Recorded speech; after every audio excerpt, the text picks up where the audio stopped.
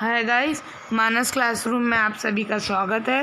तो सबसे पहले तो आप ये जान लीजिए कि हमने चैनल का नाम क्यों चेंज करा है, क्योंकि आज से हम सिर्फ इसमें एजुकेशनल वीडियो डालेंगे। और अगर आपको गेमिंग वीडियो देखने हैं तो आप हमारे दूसरे चैनल संदेश खंडेलवाल पे देख सकते हैं। तो अब स्टार्ट करते हैं। आज मैंने टॉपिक लिया है पीपल एज अ रिसोर्स। अगर हमें पीपल एज अ रिसोर्स के बारे में जानना हो तो उससे पहले हमें पता होना चाहिए कि रिसोर्स क्या होता है। तो रिसोर्स इज अ सोर्स और supply from which a benefit is produce and that has some utility. अगर हम इसे दूसरे शब्दों में कहें तो अगर कोई भी चीज़ हो जिससे हमारा फ़ायदा होता है तो उसे हम रिसोर्स कहते हैं। अब देखते हैं फटाफट से people as a resource. People as a resource is a way of referring to a countries working population in terms of their existing productive skills and abilities. इसका मतलब हुआ हम है ना किस नज़रिए से देखते हैं लोगों को, उनके एग्जिस्टिंग प्रोडक्टिव स्किल्स और एबिलिटीज़ से। अब आता है ह्यूमन कैपिटल। ह्यूमन कैपिटल क्या होता है?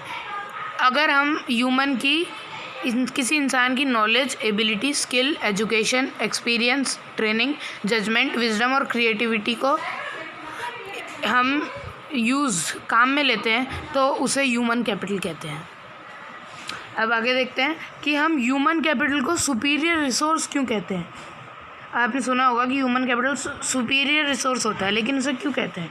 तो उसका आंसर भी आपको यही मिलेगा कि human capital is also known as superior resource as it can make use of other resources like land and capital. मतलब अगर हमें लैंड, ज़मीन और पैसा यूज़ तभी आएगा जब उसके अंदर हम ह्यूमन कैपिटल डालेंगे। बिना इंसान के ज़मीन और पैसे का तो कुछ काम ही नहीं है। अब हम बात करते हैं इकोनॉमिक एक्टिविटीज़ और नॉन इकोनॉमिक एक्टिविटीज़ की। तो इकोनॉमिक एक्टिविटीज़ क्या होती है? इकोनॉमिक एक्टिविटीज़ वो होती है जो हम खुद के फ़ायदे के लिए करते हैं। तो इसका एग्जांपल देख सकते हैं आप, teacher teaching her students and doctor treating her patients. यहाँ पे फिर आता है नॉन इकोनॉमिक एक्टिविटीज़। इसका भी सिंपल है, which are done for self consumption. तो इसके एग्जाम्पल होंगे a teacher teaching her own children in home and a doctor treating his own son. आगे देखते हैं। अब हम बात करते हैं सेक्टर्स ऑफ इकोनॉमिक एक्टिविटीज़। आपको पता होगा 3 सेक्टर होते हैं। तो पहला है प्राइमरी सेक्टर। प्राइमरी सेक्टर में क्या क्या आता है? Agriculture, forestry, animal husbandry, fishing, poultry farming and enquiring. ये क्वायरिंग होता है अपना माइनिंग जैसा ही होता है ये क्वायरिंग भी, ठीक है। अगला देखते हैं सेकेंडरी सेक्टर। सेकेंडरी सेक्टर में अपन क्या इंक्लूड करते हैं? जैसे मैन्युफैक्चरिंग ऑफ प्रोडक्ट्स, मतलब किसी भी चीज़ की, फायरवर्क्स हो गया, कॉटन, स्टील, कुछ भी अपन ले जैसे। और ये जो सेकेंडरी सेक्टर है ना, ये सबसे ज़्यादा जॉब एब्जॉर्बिंग सेक्टर है। सबसे ज़्यादा लोग इसमें अपन काम करवा सकते हैं। आगे देखते हैं टर्शरी सेक्टर। अब टर्शरी सेक्टर क्या होता है? ये वो सेक्टर होता है जिसमें जो सपोर्ट प्रोवाइड करता है प्राइमरी सेक्टर को भी और सेकेंडरी सेक्टर को भी। जैसे इसके अंदर आता है, देखिए, trade, transport, communication, banking, education, health, tourism, services and insurance. आगे देखते हैं। अब है economic activities by man and women. तो इसमें आएगा सबसे पहले मार्केट एक्टिविटीज़। मार्केट एक्टिविटी क्या होती है? यहाँ पे दिख रहा होगा, it is done for earning profit. मतलब अगर फार्मर क्रॉप्स बेचता है मार्केट में तो उसे कहते हैं हम मार्केट एक्टिविटी। या फिर और भी कोई शॉपकीपिंग, प्रिंटिंग प्रेस, कुछ भी कह सकते हैं, वो मार्केट। अब नॉन मार्केट वही it is done for self consumption. इसमें लेंगे अगर फार्मर खुद की फैमिली के लिए, खुद के खाने के लिए प्रोड्यूस करता है तो वो नॉन मार्केट एक्टिविटी में आता है। और एग्जाम्पल है हाउस होल्ड वर्क, ठीक है। अब आगे देखते हैं। अब क्वालिटी ऑफ पॉपुलेशन की बारी। Quality of population depends upon the literacy rate, health of a person indicated by life expectancy and skill formation acquired by the people।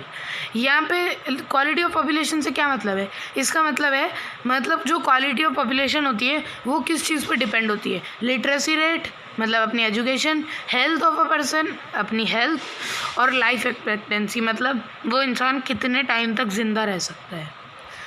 तो सबसे पहले आता है एजुकेशन। एजुकेशन क्या करता है? Education contributes towards the growth of society. अपनी society की वो ग्रोथ बढ़ाता है। और it enhances the national income, अपने जो नेशनल की कमाई होती है वो। कल्चरल रिचनेस, अपने कल्चर को बढ़ाता है। And increases the efficiency of governance. आगे देखते हैं। अब है हेल्थ। हेल्थ अपन को एबिलिटी देती है बीमारियों से लड़ने की, ये अपना प्रॉफिट मैक्सिमाइज करती है और ये इंडिस्पेंसिबल बेसिस है किसी के मतलब वेल बीइंग, है ना, क्या बोलते हैं, रियलाइजिंग वंस वेल बीइंग। तो इसका मतलब हुआ कि दूसरे को मतलब हेल्थ ये डिसाइड करती है कि किस चीज़ को कैसे काम में लेना चाहिए। अब आता है अनएम्प्लॉयमेंट। अनएम्प्लॉयमेंट क्या होता है? अनएम्प्लॉयमेंट तब होता है जब कोई इंसान वर्क करना चाहता है कोई भी वेजेस पर, फिर भी उसे वर्क नहीं मिलता है, तो उसे अनएम्प्लॉयमेंट कहते हैं। और ये इस अनएम्प्लॉयमेंट के रीजंस क्या क्या हो सकते हैं यहाँ पे लिखे हैं।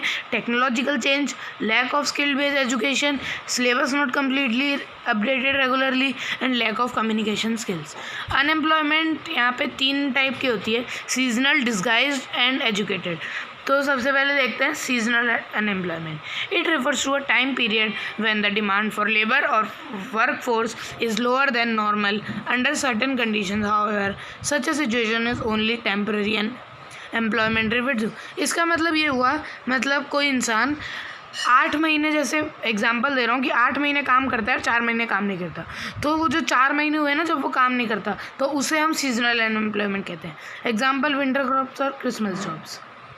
आगे देखते हैं डिस्गाइज्ड अनएम्प्लॉयमेंट। अब ये क्या होती है? ये अनएम्प्लॉयमेंट तब होती है जब कोई इंसान होता तो एम्प्लॉयड है, होता अनएम्प्लॉयड है, पर लगता है कि वो एम्प्लॉयड है। थोड़ा एग्जांपल से थोड़ा अच्छे से समझ में आएगा कि where 10 members of a family are employed on a small farm plot where 5 are enough. मतलब अगर किसी खेत पे अगर अपन 10 जने डाल दें और सिर्फ उस खेत के लिए सिर्फ 5 जने चाहिए हो, तो बाकी जो 5 मेंबर है वो दिखते तो एम्प्लॉयड है पर होते एक्चुअली में अनएम्प्लॉयड है। तो इस डिस्गाइज्ड अनएम्प्लॉयड को हम हिडन अनएम्प्लॉयमेंट भी कहते हैं। अब आगे आएगी एजुकेटेड अनएम्प्लॉयमेंट। एजुकेटेड अनएम्प्लॉयमेंट क्या होती है कि educated unemployment is when a person is educated. अगर पर्सन मतलब पढ़ा लिखा है फिर भी उसको जॉब नहीं मिल रहा, तो उस कंडीशन में होती है एजुकेटेड अनएम्प्लॉयमेंट। अब हम देखते हैं कुछ पॉलिसीज़ जो गवर्नमेंट ने लॉन्च की है एजुकेशन वगैरह के बारे में। तो सबसे पहले है मिड डे मील। तो ये मिड डे मील मतलब 2001 में लॉन्च हुई थी और इसका एम क्या है, जो बच्चे गवर्नमेंट स्कूल में पढ़ते हैं उनको एक अच्छा सा लंच कराना, पूरी न्यूट्रिशियस डाइट। तो आप इस टेबल में देख सकते हैं उनकी क्या क्या रिक्वायरमेंट्स होती है। कैलोरीज 450 और 700, मतलब 1 to 5 के लिए तो 450 और सब है, और ऐसे प्रोटीन, राइस, दाल, वेजिटेबल और ऑयल यहाँ पे दिया हुआ है। अगर आपको ये कहीं से चाहिए हो तो आप इसका स्क्रीनशॉट भी ले सकते हैं। अब अगला है सर्व शिक्षा अभियान। सर्व शिक्षा अभियान एक ये स्कीम है जो अटल बिहारी वाजपेयी जी ने चालू करी थी। इसके की फीचर्स क्या हैं ये देख सकते हैं यहाँ पे। Providing universal elementary education with a clear time frame, providing quality based education all over the country, an opportunity for promoting social justice through basic education and an expression of political will for universal elementary education across the country, partnership between the central, state and the local government, और last है an opportunity for state to develop their own vision of elementary education। अगला देखते हैं। अब है back to school campaign. ये last topic आ जाता है। इसमें मतलब क्या है, back to school is a campaign, एक योजना है which aims to create awareness, garner support for the mid day meal programme that ensures continued schooling of children in India from challenging backgrounds. मतलब आप इसको कह सकते हैं कि ये जो स्कीम है ना, ये कैंपेन सिर्फ उन बच्चों के लिए जो स्कूल है ना बीच में छोड़ देते हैं। अब वो कोई भी रीज़न हो सकता है बीच में छोड़ने का, कि उनके मतलब पैसे नहीं हो उनके पास, या फिर और भी कई तरह के कोई फैमिलियर रीज़न हो, तो इसीलिए ये back to school camp use किया गया था। तो अब थैंक यू, हमने ये पूरा चैप्टर पढ़ा है। अब हम कल के वीडियो में कोई और दूसरा टॉपिक लेंगे, तो उम्मीद है आपको समझ में आया होगा। कोई भी डाउट हो तो आप चैट बॉक्स में पूछ सकते हैं, मैं उस पर भी एक वीडियो बना दूँगा। तो आज की वीडियो के लिए इतना ही।